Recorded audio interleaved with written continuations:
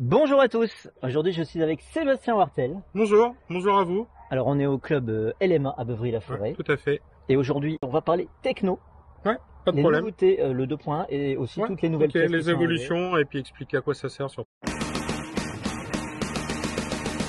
Tu es le patron et gérant du magasin Wartel Shop, C'est ça, mais aussi tout à le fait. distributeur de la marque Techno en France. Techno en France et en Belgique. Distributeur, c'est-à-dire que j'achète directement chez le fabricant, je revends aux clients, je vends aux magasins qui veulent en acheter et j'ai l'exclusivité. C'est-à-dire que personne d'autre ne vend la marque en France. Est-ce que tu peux nous parler donc de cette version, mais aussi surtout des nouvelles pièces qui sont sorties? Ouais, pas de problème.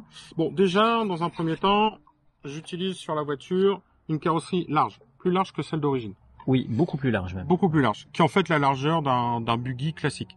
En fait, ça va vous donner beaucoup plus de stabilité sur les sauts et sur les différentes pistes. Je n'utilise les carrosseries étroites que dans certaines circonstances, comme des pistes avec beaucoup de boue, des choses comme ça. Mais autrement, on utilise toujours la carrosserie large.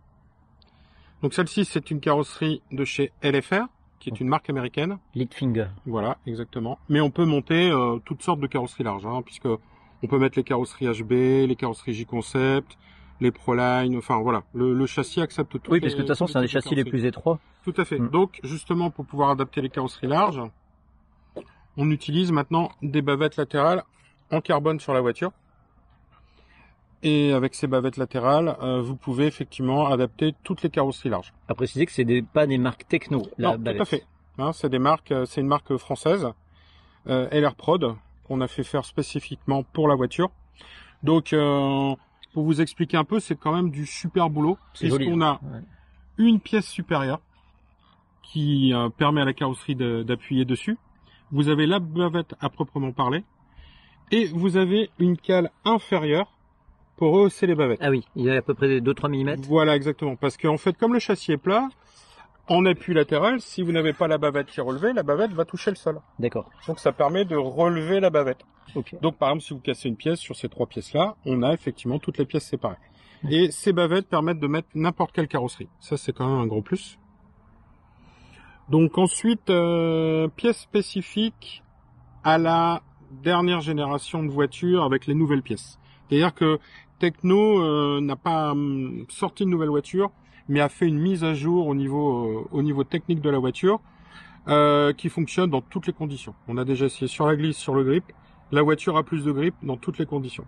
Alors le kit, enfin je veux dire, c'est pas un kit d'ailleurs. Moi je propose un kit en baissant le prix pour que ça soit plus attractif pour les clients, mais Techno vend en théorie toutes les pièces détachées séparément. Vous avez la cellule, que ce soit la cellule avant ou la cellule arrière. Vous avez le différentiel qui est rabaissé de 2 mm dans la cellule. D'accord. Ça va vous faire gagner pas mal de grip au niveau du kit. Alors, c'est un diff qui est rabaissé, mais il n'est pas réglable en hauteur. Non, c'est pas comme chez X-Ray, on n'a pas d'insert pour régler. Donc, si vous avez l'ancienne voiture, vous aurez les deux positions avec les anciennes cellules et les nouvelles. La cellule est associée avec une nouvelle plaque inférieure en dessous de la cellule pour fermer la cellule, qui est modifiée puisqu'évidemment, comme le différentiel est abaissé de 2 mm, pour éviter que la couronne vienne frotter sur cette pièce plastique, la pièce est ajourée. Alors, est-ce que du coup, ces deux cellules, tu t'en sers comme un réglage ou Tout à fait. Là, justement, je suis venu pas mal de fois le soir à Beuvry pour pouvoir comparer toutes les pièces. D'accord.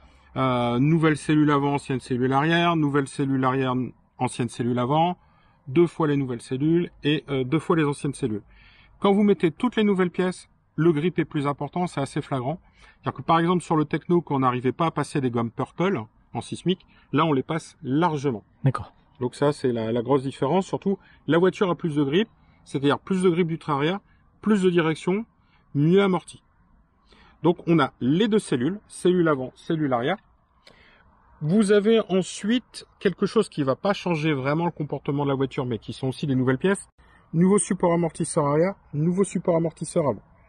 Techno a décidé, je trouve que c'est pas mal du tout, de supprimer toutes les trous qui servaient à rien, hein, qui vous embrouillaient plutôt dans les réglages. Donc là maintenant, on a beaucoup moins de trous, les trous qu'on va utiliser tout le temps, avec des supports beaucoup plus fins, beaucoup plus légers, donc moins de poids en hauteur, donc la voiture est beaucoup plus vive, moins de roulis.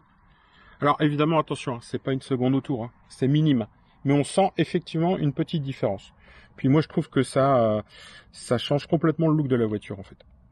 Donc vous avez les nouveaux supports amortisseurs avant-arrière qui, je le répète, ne sont pas du tout utiles pour améliorer les performances de la voiture, ou très peu. C'est pas là-dessus qu'on va travailler, mais je vous les présente quand même puisque c'est des nouvelles pièces. Ensuite, vous avez sur le train arrière, donc ici, à l'intérieur, vous avez des nouvelles fusées arrière. D'accord. Sur la version 2.1, la hauteur de la fusée arrière était figée par rapport au triangle. Sur les nouvelles fusées, vous pouvez régler la hauteur de la fusée, ce qui va changer énormément le comportement de la voiture.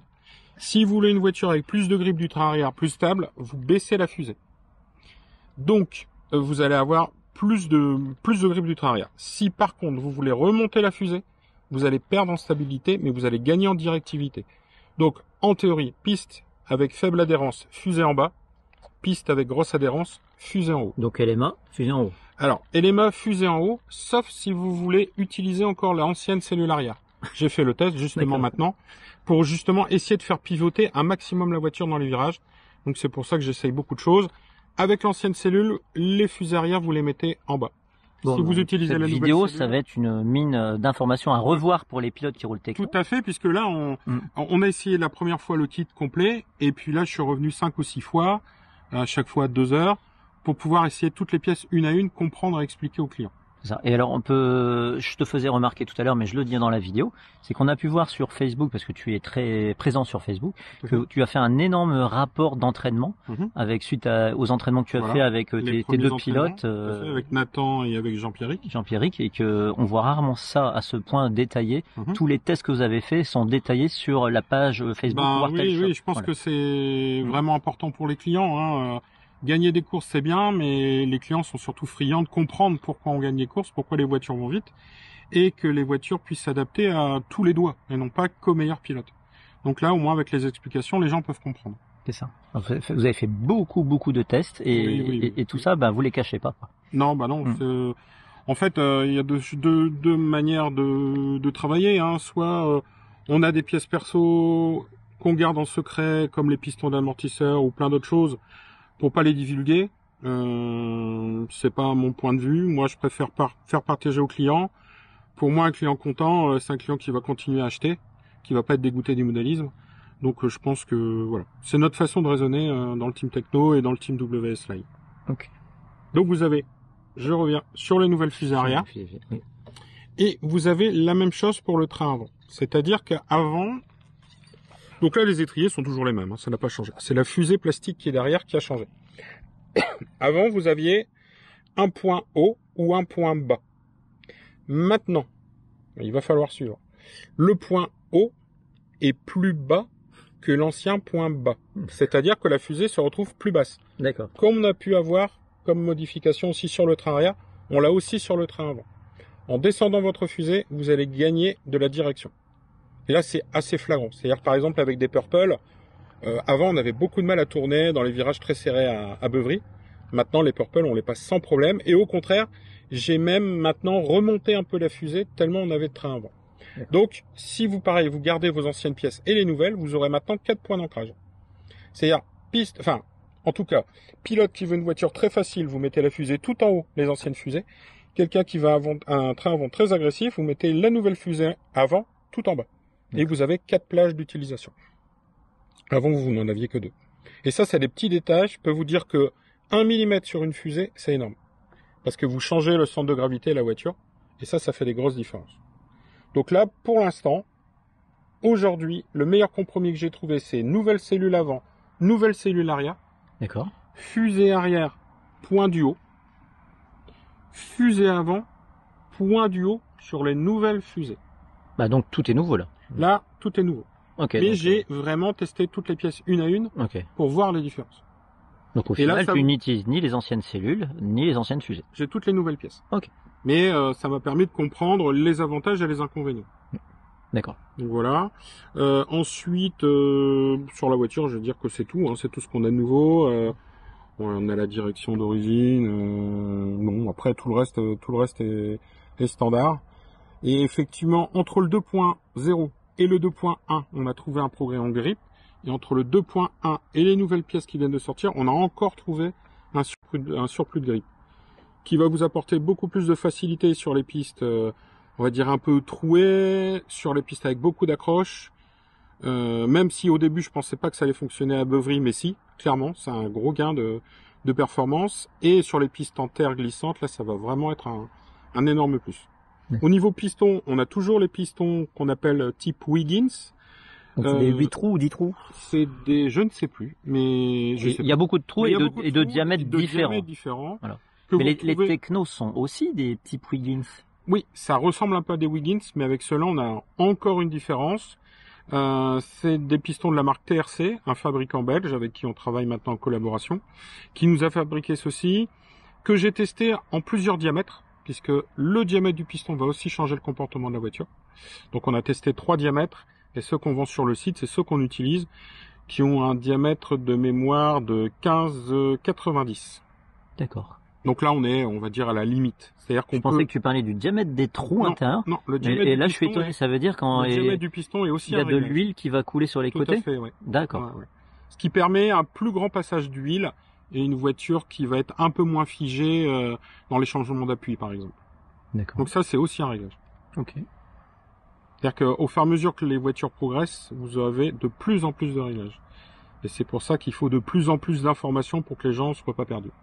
Oui, en fait, il y a beaucoup de gens qui pratiquent même un peu de compétition, je pense notamment à moi, qui vont en faire 3-4 dans l'année, et qui du coup n'ont pas le temps de faire autant d'essais des fois. Tout à fait. Bah, je pense que tu as dû t'en apercevoir tout à l'heure, puisque tu étais un peu dégoûté, ta voiture fonctionnait pas, on n'a pas fait grand-chose, on a juste réglé le soft-servo.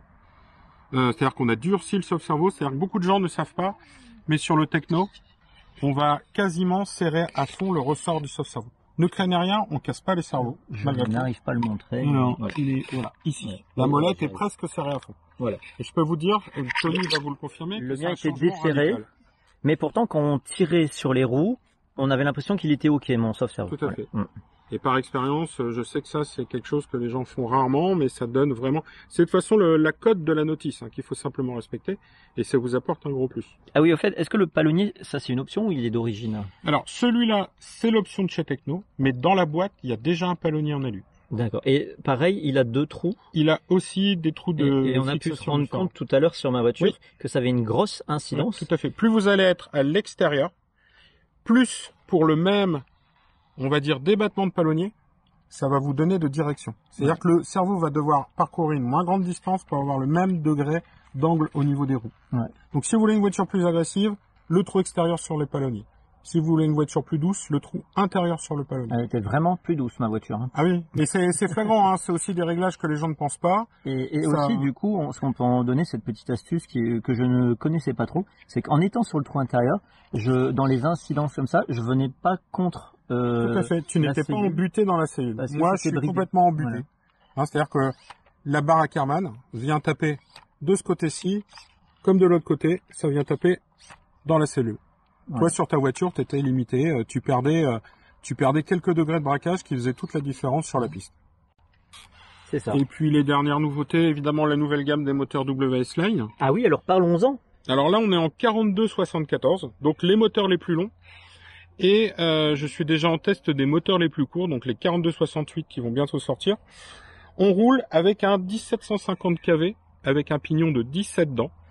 Et quand on passe le 2000 kV, on est avec un pignon de 16 dents.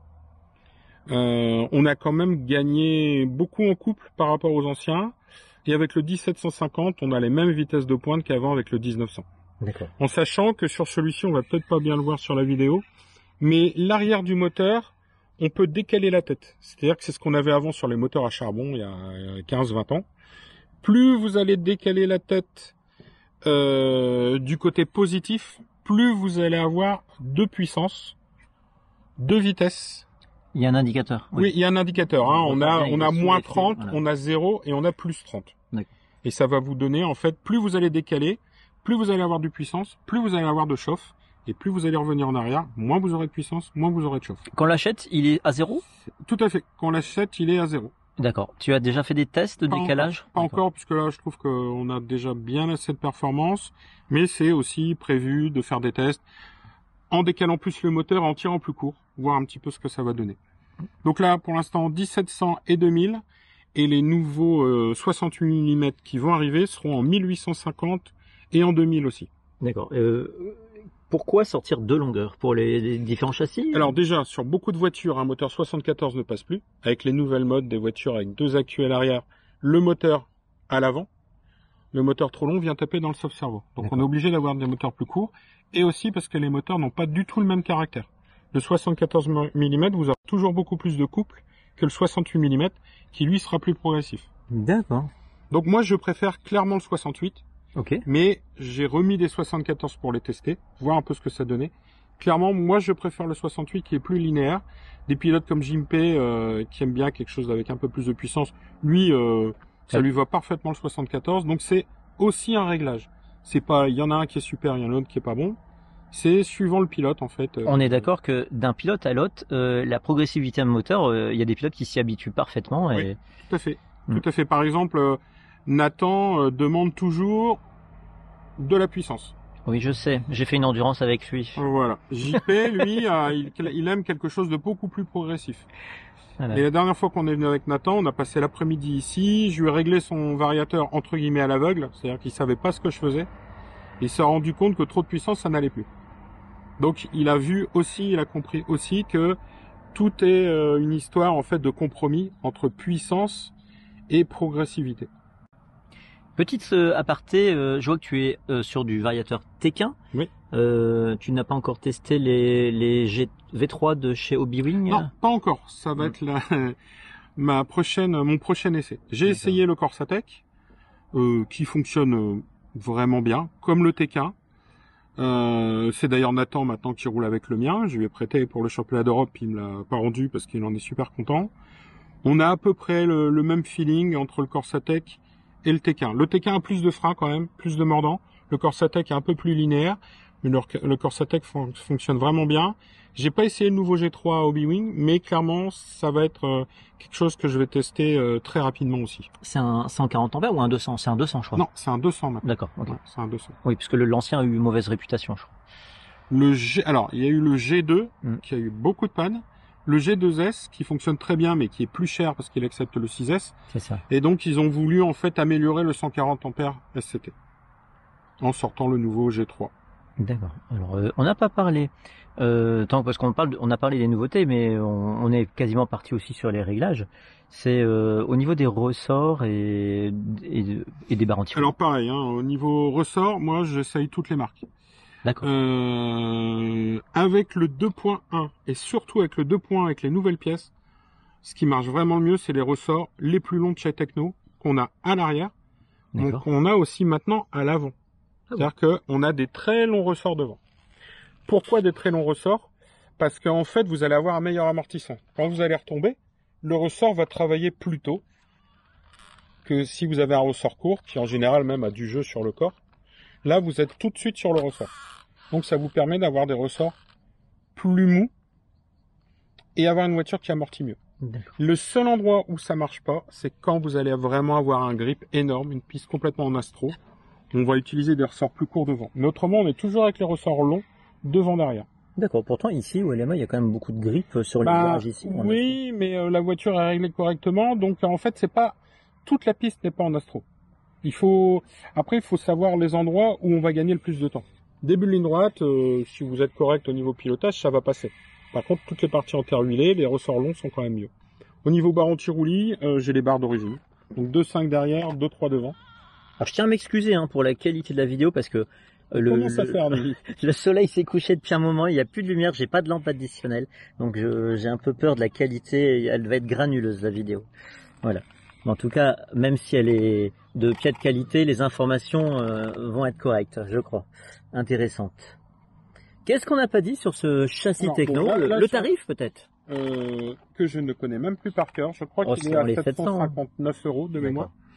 Vous allez voir sur la voiture, là on a beaucoup de pièces carbone. On a la boîte, le couvercle de boîte radio carbone, le support ventilateur carbone, la platine de soft servo carbone. Clairement, vous n'irez pas plus vite avec ça. C'est pour se faire plaisir. Je sais, je les ai mis et c'était vraiment pour le look parce que je trouve ça trop beau et c'est intéressant aussi de temps en temps. Les gens se mettent dans la tête, oui, mais il faut mettre 300 € d'options pour qu'une voiture fonctionne. C'est faux. Ah, on est d'accord que voilà. ça ne fait vraiment le capot de boîte à radio, c'est vraiment pour dire d'avoir du carbone. La seule pièce que je trouve indispensable, le support ventilo carbone. Et ça, il n'existe pas en alu chez Techno. Non, tout à fait. C'est aussi une réalisation LR Prod pour WS Line, qui existe pour du 35 ou du 40 mm. L'avantage, c'est que par rapport à un support tout alu, il est quand même un peu souple. Ouais. Donc ça va amortir. Moi, vous voyez, c'est le même support depuis 1 an sur la voiture. Et puis il touche pas le moteur. Il touche pas le moteur. Et le ventilateur, c'est que mon deuxième en une saison, alors que quelquefois, sur certains clients, c'est un ventilateur toutes les courses ou toutes les deux courses. Et pourquoi? Parce que justement, il amortit. Il est plus souple. Et puis parce que j'utilise un ventilateur 35. Les pales sont moins longues, elles ont moins tendance à casser avec les vibrations. Que des 40. Que des 40. D'accord. Donc pareil, vous allez voir, ici, mes fils vont vous sembler très fins. Par rapport à du fil classique. En fait, c'est du fil. Pas à voir en vidéo, mais. Ouais, alors, c'est du fil TK. En fait, la particularité, c'est que la gaine thermo est très fine autour du fil. D'accord. Donc, vous croyez que c'est un fil qui est plus petit en diamètre. En fait, c'est du 12 gauge classique. Oui. Sauf qu'il vous paraît 14 gauge, donc plus fin. D'accord. Ok. Servo WS Line, toujours. C'est le même depuis que j'ai la voiture, un 4006. Largement suffisant. Ah oui, 40 kg. Et l'avantage, c'est que ces servos-là, on les a sortis avec un fil de 30 cm.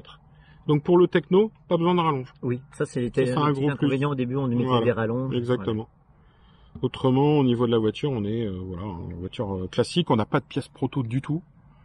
Faut savoir que Techno n'a jamais de pièces proto. Il y a 2-3 pilotes aux États-Unis qui ont les pièces proto à tester et dès que ça fonctionne, ils les sortent dans le commerce. D'accord. Il n'y a jamais de voiture éloignée des voitures de boîte. Est-ce que justement le fait qu'il soit développé par des pilotes US, est-ce que la voiture est typée piste US? Alors, au fur et à mesure des années, puisque j'ai essayé les premières voitures Techno il y a 10 ans, avec le B48, on s'éloigne de plus en plus d'un comportement US d'une voiture. C'est-à-dire que maintenant, ce sont des voitures qui marchent super bien sur nos pistes européennes. L'ancien Techno, donc vraiment le tout premier EB48, faisait 3 kg de 2, très très léger, une motricité incroyable, mais trop dur à piloter. Au fur et à mesure des années, on s'est rapproché des voitures, on va dire, au standard actuel. Et là, on a vraiment un châssis qui fonctionne comme à peu près toutes les voitures, avec toujours le gros gain de motricité du Techno. Et là, non, maintenant, on a vraiment des voitures développées pour toutes les pistes. On a pu voir là au championnat d'Europe, il y a encore un Techno qui s'est hissé en finale. Voire deux, je crois, ou un avec Barufolo. Ouais, tout à fait. Donc le fait d'en voir déjà en finale, ça prouve que la voiture... Et en sachant que voir des voitures, des marques de voitures en finale ne veut strictement rien dire de toute façon à mes yeux. Tu aimes me contredire alors? Non, mais en fait, c'est pas parce que vous avez le meilleur pilote du monde qui arrive à placer une voiture en finale que le pilote lambda, il trouvera que la voiture va fonctionner. C'est ça. Donc je préfère avoir un châssis qui fonctionne dans toutes les marques qu'une voiture exclusive qui fonctionnera qu'avec les meilleurs pilotes. Donc, voilà, voir les résultats dans les courses internationales, c'est très bien, mais c'est aussi bien de regarder ses copains, voir avec quelle voiture ils roulent, et voir s'ils ont vu des différences en changeant de châssis. Bon, je crois qu'on a tout dit. Bah écoute, on a fait pas mal de choses en peu de temps. Hein, Il va faire noir. Il va faire nuit, ouais. Bon, et ben on était donc début septembre 2023, et la prochaine fois que les gens vont te voir, ça sera ici sur la Sismic Cup. Ça sera sur la Sismic Cup, où il y a, je crois, 130 inscrits. Sur la WS Line, le week-end d'après à Sucy-en-Brie, où on a ouvert les inscriptions hier, on est déjà 80 inscrits. Et puis après, ça va être la WS Line à Reims, au mois de décembre. Oui. Je pense qu'on va limiter à 120 ou 130 pilotes. L'année dernière, on était quand même 160. Ça commence à faire beaucoup. Et puis cet hiver, on va vous retrouver, moi, JP, puis certainement maintenant au club de Tony, justement. Le RC Park. Voilà, le RC Park. On va venir rouler cet hiver. Eh ben, ça fait plaisir. Ça. Donc voilà. Eh ben, il y aura des vidéos alors. Ouais, tout à fait. ça fait plaisir.